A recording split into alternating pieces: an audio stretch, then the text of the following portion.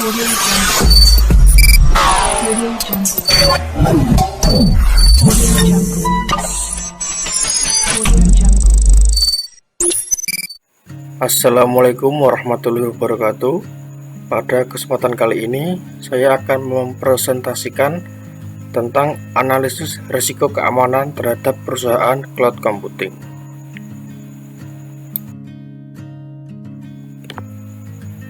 Sebelum saya lanjutkan, izinkan saya untuk memperkenalkan diri. Nama saya Arham Nasir Setiantasena, NIM A710180-129 dari Pendidikan Teknik Informatika, Fakultas Keguruan dan Ilmu Pendidikan, mata kuliah Keamanan Jaringan kelas C, Universitas Muhammadiyah Surakarta, dengan dosen pengampu yaitu Bapak Aditya Nur Cahyo. Nah, saya mulai.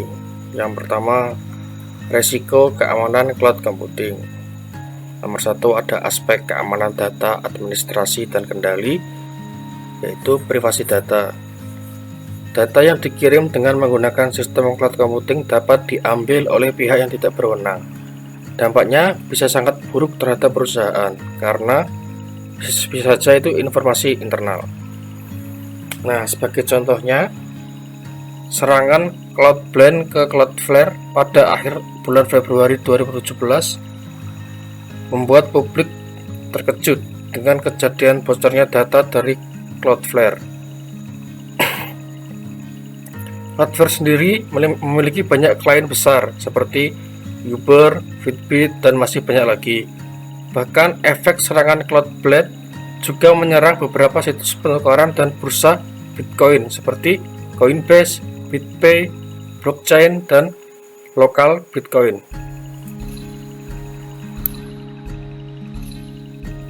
Nah, setelah itu ada kendali data. Setiap pengguna yang melakukan pengiriman data ke cloud server tidak mempunyai kendali atas data yang dikirimkannya. Dampaknya, bisa saja penyedia cloud computing menyalahgunakan data perusahaan.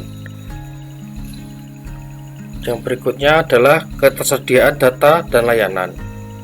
Data dan layanan dari cloud computing dapat mengalami kerusakan sewaktu-waktu dan tidak dapat diakses. Nah, dampak ini jelas tentu merugikan perusahaan. Contohnya adalah ketika memerlukan data tersebut tetapi ternyata terjadi kerusakan pada data.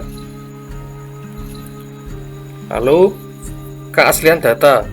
Data yang dikirim kepada pengguna dapat diragukan keasliannya. Dampaknya, kalau tidak hati-hati, bisa saja data yang dikirim adalah palsu. Sebagai contoh, banyak kasus penipuan dengan menggunakan data palsu.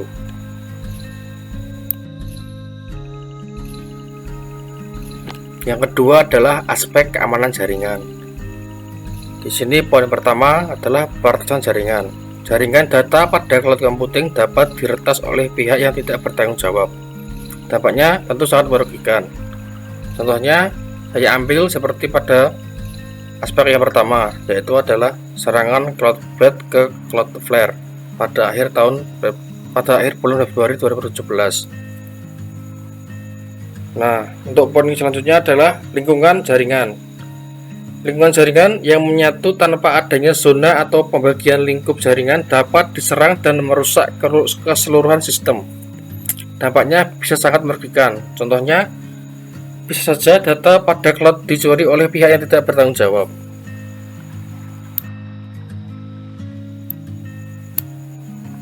Nah, poin selanjutnya adalah keamanan perangkat bergerak. Dalam melakukan pengaksesan ataupun autentikasi, saat ini dapat dilakukan secara mobile melalui perangkat bergerak. Namun, semakin berkembangnya teknologi, perangkat bergerak dapat diretas, baik secara teknis maupun sosial. Ini berdampak pada peretas semakin mudah untuk meretas data pada cloud computing. Sebagai contoh, bila di PC sudah diberi keamanan ganda, namun cloud computing juga tersambung di handphone, yang keamanannya lebih mudah dibobol.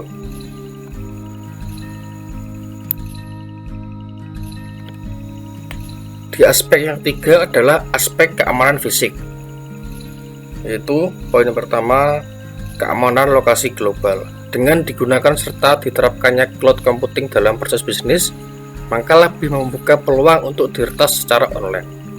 Maka akan berdampak cukup signifikan terhadap perusahaan untuk memperketat keamanan sistem cloud computing.